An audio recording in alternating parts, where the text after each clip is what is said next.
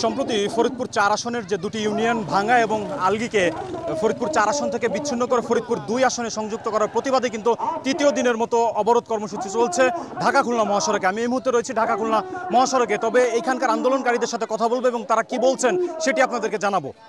আমাদের মেন অসুবিধা হচ্ছে আমাদের ভাঙা দেওয়া মাত্র ২ মিনিট সময় লাগে, কিন্তু আমরা এখান থেকে যে শালটা আমাদের কেটে পাঠিয়েছে সেখানে আমাদের ৬০ টাকা আলো যাওয়ার ভাড়া লাগে, আবার আসা ৬০ টাকা।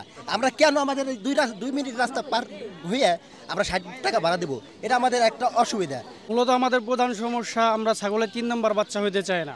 পূর্বের ন্যায় আমরা দেখেছি কেষ্টপুরকে নগরকান্দার সাথে জড়িত ছিল, যার কারণে তাদের প্রশাসনিক কার্যক্রম ঠিকই চলছে কিন্তু তাদের উন্নয়ন হয়নি, যার কারণে আমাদের এই ষড়যন্ত্রের মাধ্যমে আমাদের ওই প্রশাসনিক কার্যক্রমের থেকে ব্যাঘাত ঘটানো এবং আমাদের ভাঙ্গা হচ্ছে মূল প্রাণকেন্দ্র, যার কারণে আমাদের সমস্যা হচ্ছে। প্রশাসন আমাদের আশ্বাস দিয়েছে, বলেছে ৭২ ঘন্টার সময় নিছে আমাদের কাছ থেকে, যে ৭২ ঘন্টার ভিতরে আমরা ভালো একটা রেজাল্ট দিব। যদি আমরা রেজাল্ট না দিতে পারি তখন আপনাদের যা করণীয় তা করবেন। তা আমরা আজকে আমাদের বলছে যে দুপুর ২টার ভিতরে একটা রেজাল্ট দিবে। যদি সঠিক আসে, রেজাল্টটা ভালো আসে, ওই ক্ষেত্রে আমরা এই জায়গা থেকে উঠব। আর তার যদি রেজাল্ট ভালো না আসে, আমরা যতদিন পর্যন্ত আমাদের এই ইউনিয়ন ফিরে আনতে হয় ঠিক ততদিন পর্যন্ত আমরা এখানে থাকব। আসলে এটা আমরা করছি আমাদের দাবি আদায়ের জন্য। আপনারা জানেন যে আমাদের আলগী ইউনিয়ন এবং হামিদ ইউনিয়ন, এই দুটো ইউনিয়নকে কেটে নগরকান্দায় স্থানান্তরিত করা হচ্ছে। হ্যাঁ, তো আমি নির্বাচন কমিশনকে বলবো, আপনি যে গেজেটটা পাশ করছেন এই গেজেটটা আপনি সংশোধিত করে প্রত্যাহার করে আমাদের এই আলগী ইউনিয়নের যে আগের অবস্থা ছিল সেই অবস্থায় ফিরিয়ে দিবেন।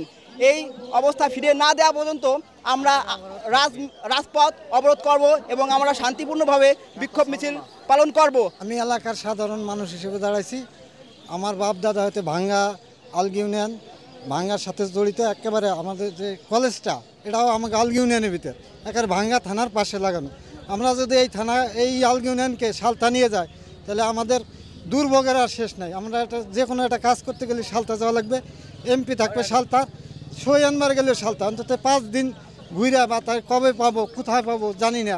আজ থেকে আরও 200 বছর আগে ভাঙ্গার সাথে আমরা সংযুক্ত।